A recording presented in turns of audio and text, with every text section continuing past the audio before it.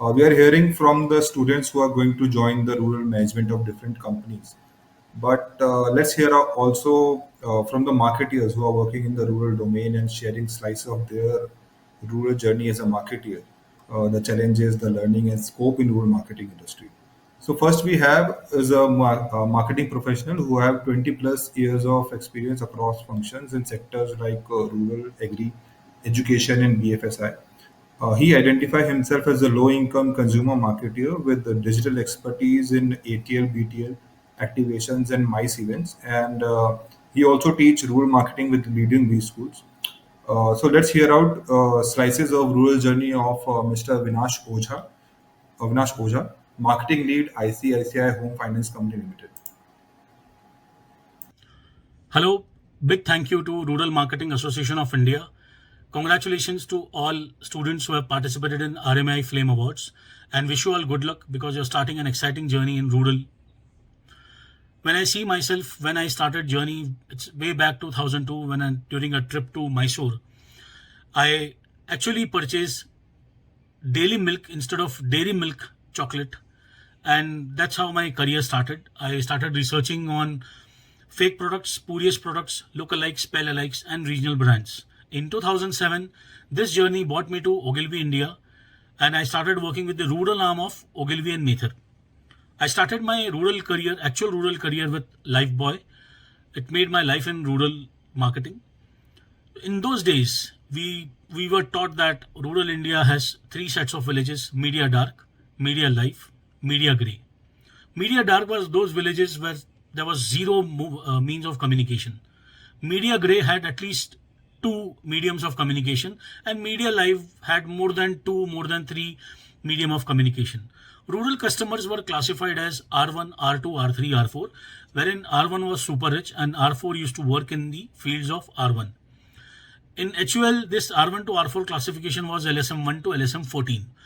Now, in 2007, when I started moving to rural India, I saw a huge change. Change was which was brought by two things. One is telecom revolution, and second is Pradhan Mantri Gram Sadak Yojana. Starting with the latter, Pradhan Mantri Gram Sadak Yojana gave birth to NRRs in rural India, that is non-resident rural. A non-resident rural is a people who travel to urban metro cities for jobs, for education. So today every household has a NRR. Your office security guard, the office boy, office help, or a cab driver, they all are non-resident rural. They collect money, go back to village, and then that's how they get more evolved. Even they don't want their kids to do the same job which they are doing presently. What change telecom brought? So during my Lifebuoy activation days, I visited villages, met kids, parents, village elders, influencers. And while talking to kids, when I used to ask them, bring your notebooks, these notebooks had cover, and these copy cover also had labels. Now these labels had images of Doraemon, Pokemon, Augie and Cockroach, Sachin Tendulkar, and many more such cartoon images. When I asked them, what is Doraemon? They explained me, narrated me exactly all episodes, and we had fun, laughter in classroom. And I saw that my son was 4 or 5 years old, and in 2008, and I saw there is no difference between my son and his counterpart, which was living 1,000 kilometers away from Mumbai. Rural India shops had Rowdy Rathore pattern jeans, lungi dance saris used to sell in rural India, and in Melas, hard bazaars, there were T-shirts which had English messages, Regina George, and success, and those quotations. I don't know whether he could understand what that means, but then those T-shirts could bring him closer to his urban or metro counterpart. This is biggest telecom revolution.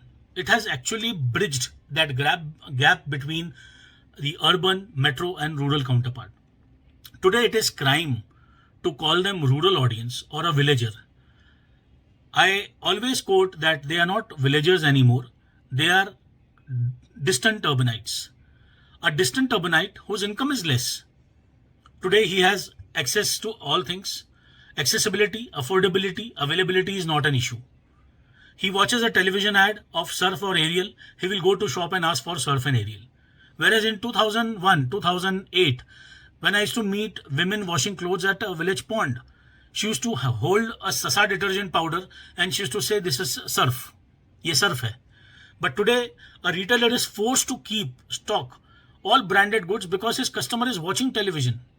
He cannot bluff or cheat his customer, right?